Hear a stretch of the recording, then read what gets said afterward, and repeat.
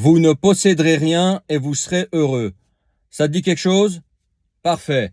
C'est de ça qu'on va parler. Ou à peu près, pas tout à fait. Mais tu vois l'idée. On va parler de pourquoi tu pourrais adorer le fait que les magasins disparaissent. Tu te souviens quand tu étais petit, comme moi, en tout cas moi, ma mère, elle m'amenait quand j'étais petit dans les ruelles, tu sais, de petites villes qui étaient très animées par des boutiques, des magasins variés.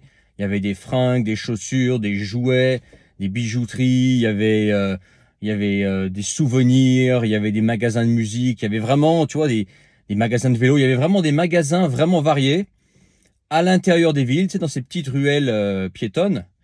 Une sorte de vie de village à l'intérieur des villes, très animé, beaucoup de monde, etc. Et aujourd'hui, quand je reviens dans ces endroits, et j'essaye de les éviter parce que c'est devenu des endroits atroces et mornes et tristes, bah, qu'est-ce que je trouve? Bah, des magasins fermés, ou qui ferment, ou sans intérêt. Je trouve un tacos kebab, et puis à côté, en général, tu as un tacos kebab. Puis si tu fais 200 mètres, si tu as de la chance, tu vas trouver un kebab. Voilà, c'est ça aujourd'hui. Les villes moyennes françaises, ok? C'est les magasins qui disparaissent et notamment la vie de village à l'intérieur des villes, les moyennes villes, je constate, qui, euh, qui meurent en fait.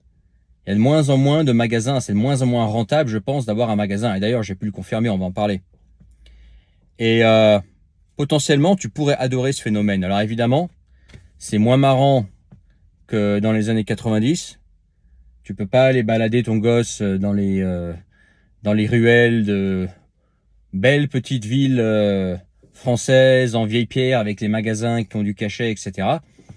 Mais par contre, au niveau financier, ça peut être une opportunité. Et quelqu'un ici m'a confirmé que c'était une opportunité. Et moi, je suis déjà en train de me lancer dans cette opportunité. Ça fait à peu près un mois, ce qui explique aussi que je suis moins présent par mail, etc. Parce que je suis en train de, voilà, de lancer la machine et au début, bah, tu as beaucoup de travail pour pas grand-chose. Bref, je t'explique l'histoire. Je connais quelqu'un ici qui, à l'origine, est un commerçant qui fonctionne avec des boutiques, donc qui vend à des particuliers. Je ne parlerai pas de la niche, évidemment. Et petit à petit, en l'espace de quelques années, il a complètement arrêté tout ce qui est vente, si tu veux, en point de vente, et il fonctionne uniquement sur Internet. Il fonctionne uniquement sur Internet et aujourd'hui, il dit même que il a plus envie de revenir à une boutique, etc. parce que c'est beaucoup moins rentable. Et puis, sur Internet, en faisant du business sur Internet, tu te fais beaucoup moins chier. Tout ce qu'il fait, c'est préparer les commandes chez lui et les envoyer une fois par jour. Voilà, il se lève à l'heure qu'il veut, il n'a pas de patron, évidemment, comme il est entrepreneur. Il se couche à l'heure qu'il veut, il travaille chez lui. Une fois par jour, il envoie les colis qui doivent être envoyés et puis c'est tout. Et puis ensuite, bah, il réceptionne tout ce qui est matière première pour les fournisseurs, etc. Et puis, bah, il a un atelier chez lui, quoi, un atelier chez lui avec une équipe, etc. pour pouvoir créer les produits qu'il vend. Ok.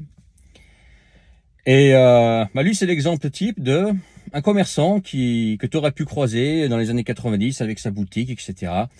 À vendre ses produits, à te les proposer à toi, à tes gamins, etc. Le mec qui t'accueille avec le sourire, avec la belle ambiance des ruelles. Et aujourd'hui, c'est quelqu'un que tu croiseras plus parce qu'il est uniquement sur Internet. Il est uniquement sur Internet et il a compris que bah, c'était le virage à prendre.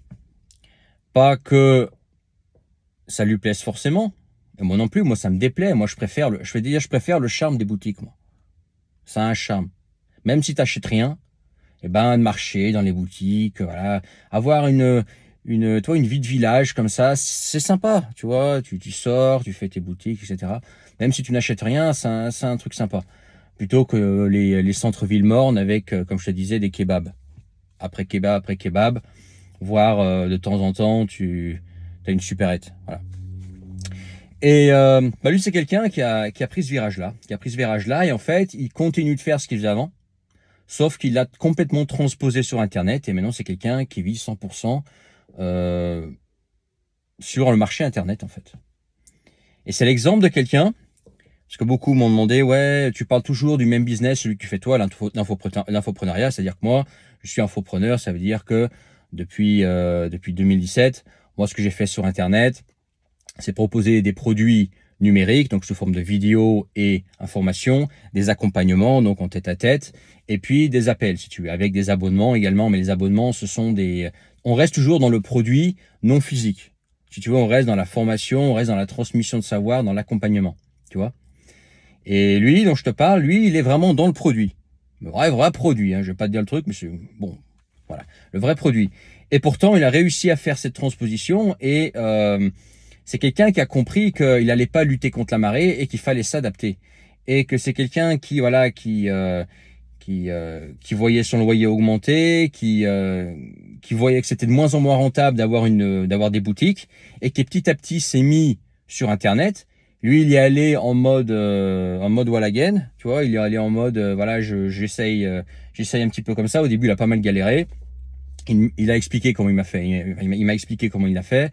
Il a fait des essais par-ci par-là, etc. Il a quand même mis quelques années à transposer le truc sur Internet, parce qu'à l'origine c'est quelqu'un qui est pas doué avec l'informatique, c'est quelqu'un qui est plus âgé que moi, et il n'a pas suivi de formation comme ça. Il a été comme ça. Et petit à petit, il a quand même arrivé à amorcer le truc sur Internet, et aujourd'hui il fait du 100% Internet, tu vois. Et sa qualité de vie est meilleure qu'avant. En plus, bah, il a moins de frais parce qu'il n'a pas les boutiques à gérer. Il a moins de frais, il se lève à l'heure qu'il veut, il n'a pas à parler avec une clientèle et à attendre la clientèle. Il vend sur Internet 24 heures sur 24 parce que voilà, ces différents sites sont disponibles 24 heures sur 24. Et bah, la marge est meilleure parce que le produit est resté le même. Alors bien évidemment, sa gamme, elle a dû évoluer. Elle a évolué parce que moi, je sais ce qu'il fait. Mais il a beaucoup moins de frais. Tout ce qu'il a comme frais, c'est l'envoi de colis. Voilà. Sur le marché français notamment. Donc ça, c'est l'exemple de quelqu'un qui au lieu de lutter contre la marée, bah lui, il a dit, bah écoute, le monde est en train de changer. Je vois qu'il y a un changement. Je vois qu'à côté de moi, les boutiques ferment, que ça devient morose. Bah moi aussi, je vais essayer sur Internet. J'ai entendu parler et puis il a réussi. Ok.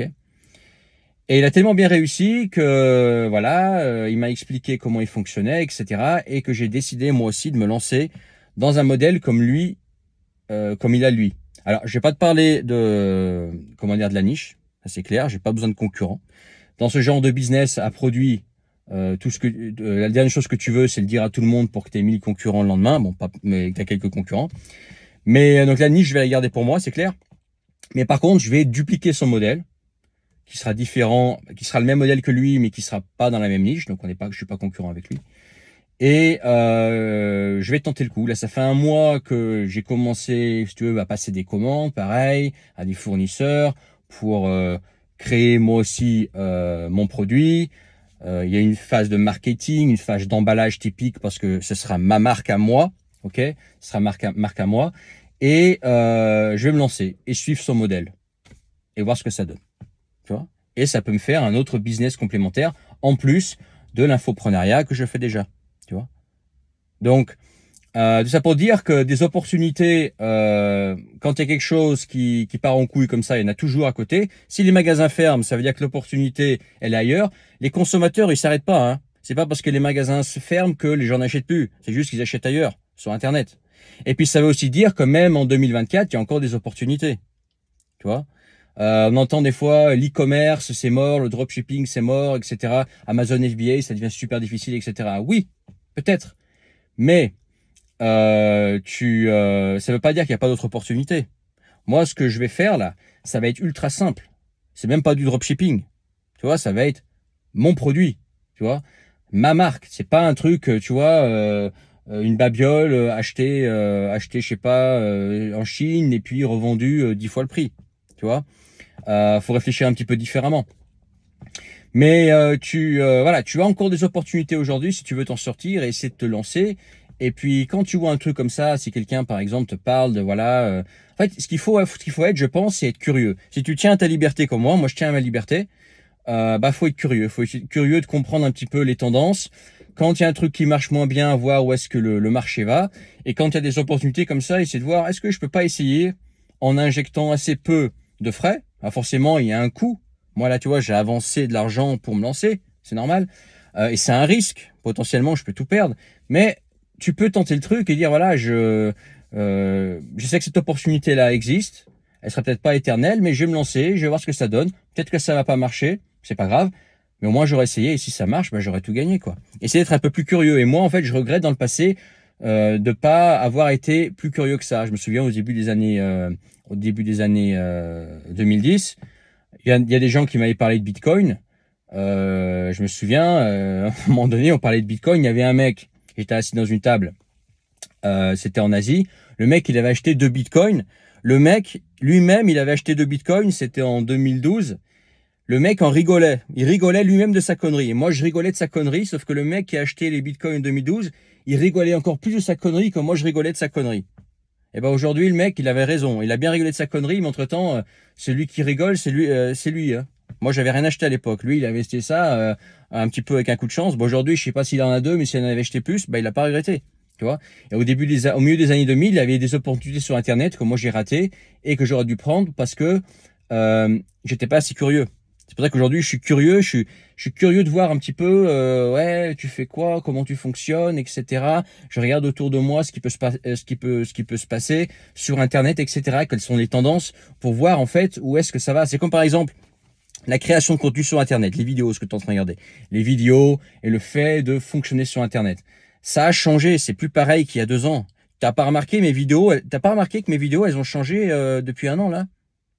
Il y a un peu moins.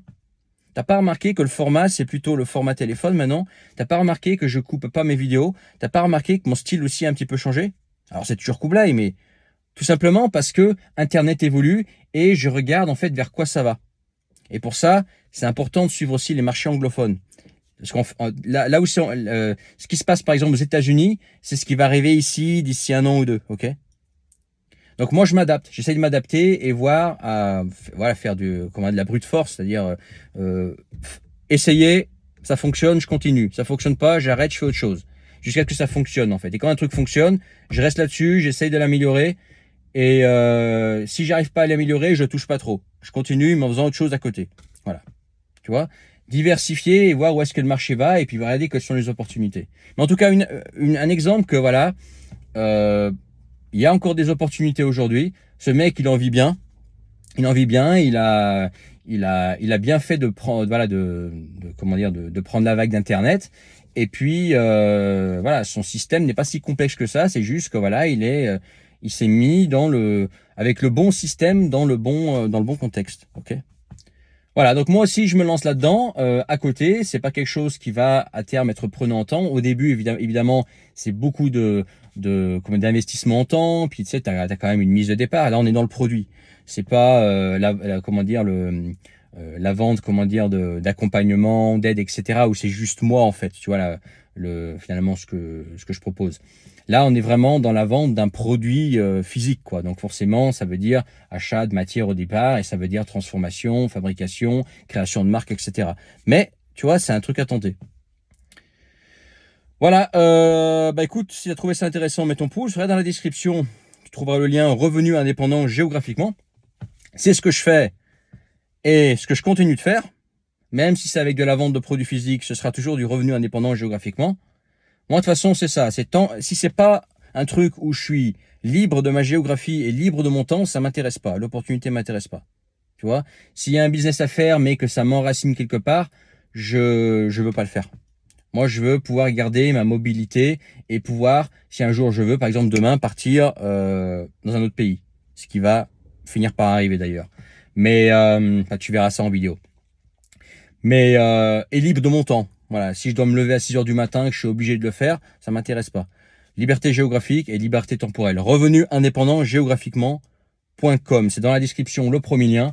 Moi, je fais uniquement que ça depuis 2017 et même quand je lance quelque chose de nouveau, c'est uniquement dans cet état d'esprit. Revenu indépendant géographiquement. Et sinon, abonne-toi si ce n'est pas encore fait, partage, commente et à plus tard pour d'autres vidéos. Ciao.